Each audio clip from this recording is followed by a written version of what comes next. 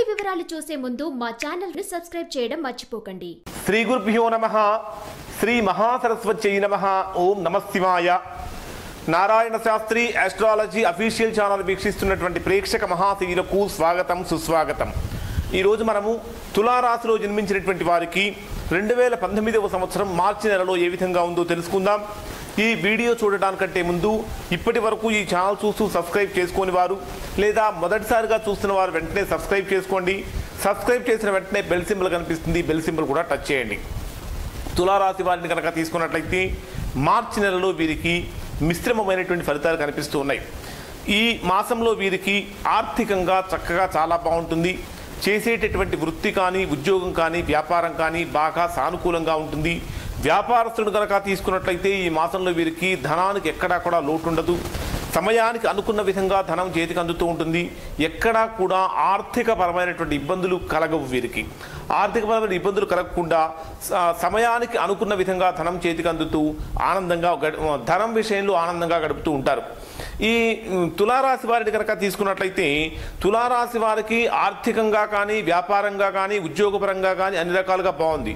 అయితే తులారాశి వారికి ఈ మాసంలో ప్రథమార్థంలో మీకున్నటువంటి కొద్దిగా కోప స్వభావం వలన బాగా అయినటువంటి వాళ్ళను బంధువులను మిత్రులను కొద్దిగా దూరం చేసుకునే అవకాశం కూడా ఎక్కువగా ఉంటుంది.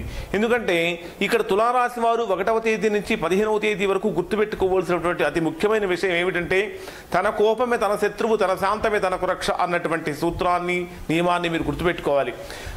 మీరు ఎక్కడైతే ఈ తులారాశిలో జన్మించినటువంటి వారు కొద్దిగా కోపాన్ని ప్రదర్శిస్తూ ఉంటారో ఆ కోపం కారణం చేత బాగా అయినటువంటి వాళ్ళు బంధువులు మిత్రులు స్నేహితులు కూడా దూరమయ్యే అవకాశం ఎక్కువగా ఉంటుంది. వారితో మనస్పర్ధలు కూడా వచ్చే అవకాశాలు ఎక్కువగా ఉంటాయి. ఎవరైతే ఈ తులారాశికి సంబంధించినటువంటి వారు విద్యార్థులకి ఈ మాసంలో చక్కటి ఫలితాలు కనిపిస్తూ ఉన్నాయి. ఆశించినటువంటి ఫలితాలు కనిపిస్తూ ఉన్నాయి. ఈ తులారాశి వారిని కనుక తీసుకున్నట్లయితే అన్ని రకాలుగా బాగున్నప్పటికీ ప్రథమార్థం అంతా కూడా స్వల్పమైనటువంటి అనారోగ్య సమస్యలతోటి మనోవ్యాకులత అంటే మానసికమైనటువంటి ఆందోళన కలిగించే అవకాశాలు ఎక్కువగా ఉన్నాయి. కనుక ప్రథమార్థంలో ఆరోగ్యం మీద ఎక్కువగా దృష్టి పెట్టడం అనేటటువంటి చాలా మంచిది. ఈ తులారాశిలో జన్మించినటువంటి వారు చాలా కాలం నుంచి ఉద్యోగ ప్రయత్నాలు చేస్తూ ఉద్యోగం రాక విసిగిపోయి బాధపడి అనేక రకాలుగా ఇబ్బంది పడినటువంటి వారికి ఈ మాసంలో మీరు 12వ తారీఖు నుంచి 18వ తారీఖు మధ్యలో కనుక ఉద్యోగ ప్రయత్నాలు కనుక చేసినట్లయితే తప్పకుండా ఉద్యోగం వస్తుంది. కనుక ఈ 12వ తేదీ నుంచి 18వ తేదీ మధ్యలో కనుక మీరు చేసేటటువంటి ప్రయత్నాలు పూర్తిగా ఫలిస్తాయి.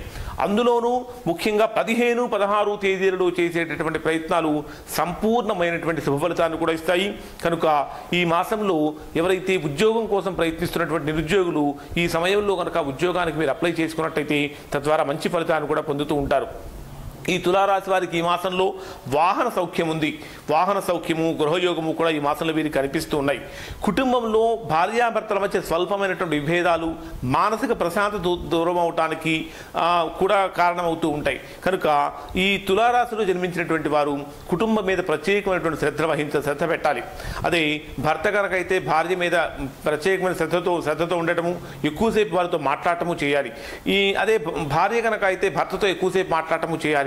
ఈ తులారాశి వారికి ఈ మాసంలో ఉన్న గోచారాన్ని కనుక పరిశీలించినట్లయితే మీకు ఉన్నటువంటి పనుల ఒత్తిడి దృష్ట్యా మీరు ఎక్కువసేపు మీ కుటుంబ సభ్యులతో మాట్లాడలేకపోవచ్చు.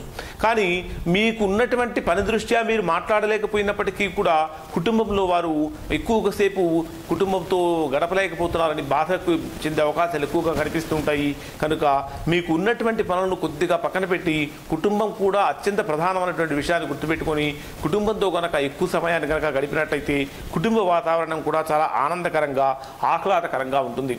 ద్వితీయార్థంలో ఈ తులారాశి వారికి స్వల్పమైనటువంటి ప్రతికూలతలు కలుగుతూ ఉంటాయి.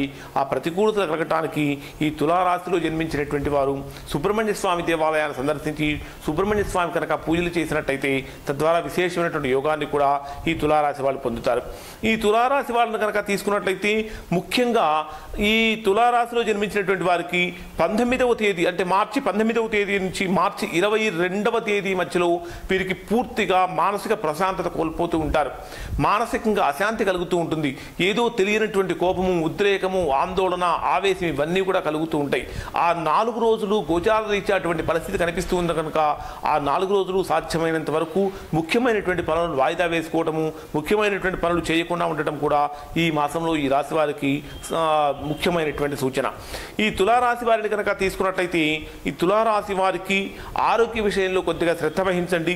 ఎవరైతే తులారాశిలో జన్మించినటువంటి వారు వివాహ ప్రయత్నాల కోసం కనుక చేస్తూ ఉంటారో ఈ మాసంలో వీరు చేసేటటువంటి ప్రయత్నాలు 22వ తారీఖు నుంచి 28వ తారీఖు మధ్యలో వీరు చేసేటటువంటి వివాహ ప్రయత్నాలు కూడా చక్కగా సంపూర్ణమైనటువంటి శుభ ఫలితాన్ని ఇస్తాయి. ఈ మాసంలో వీరు సుబ్రహ్మణ్య స్వామిని ఆరాధన చేయటము, ప్రతిరోజు కూడా రాగి చెంబులో రాత్రిపూట నీళ్లు పెట్టుకొని తెల్లవారిన తర్వాత ఆ నీటిని చక్కగా మీరు స్నానం చేసిన తర్వాత వాటిని తులసి కోటలో కనుక పోసినట్లయితే ఈ రాశి వారికి ఈ మాసంలో కోపము, ఉద్రిక్తత కూడా తగ్గుతూ ఉంటాయి. తద్వారా మంచి శుభ ఫలితాలు కూడా పొందుతారు. ఇవి తులారాశి వారికి మార్చి నెల యొక్క ఫలితాలు. ఈ వీడియో కనుక మీకు నచ్చినట్లయితే ఈ సింబల్ మీద టచ్ చేసి లైక్ చేయండి. మరిన్ని వీడియోల కోసం మా ఛానల్ సబ్స్క్రైబ్ చేసుకోండి. సబ్స్క్రైబ్ చేసిన వెంటనే బెల్ సింబల్ కనిపిస్తుంది, బెల్ సింబల్ కూడా టచ్ చేయండి. Narayana Shastri astrology official channel వీక్షించినందుకు ధన్యవాదాలు.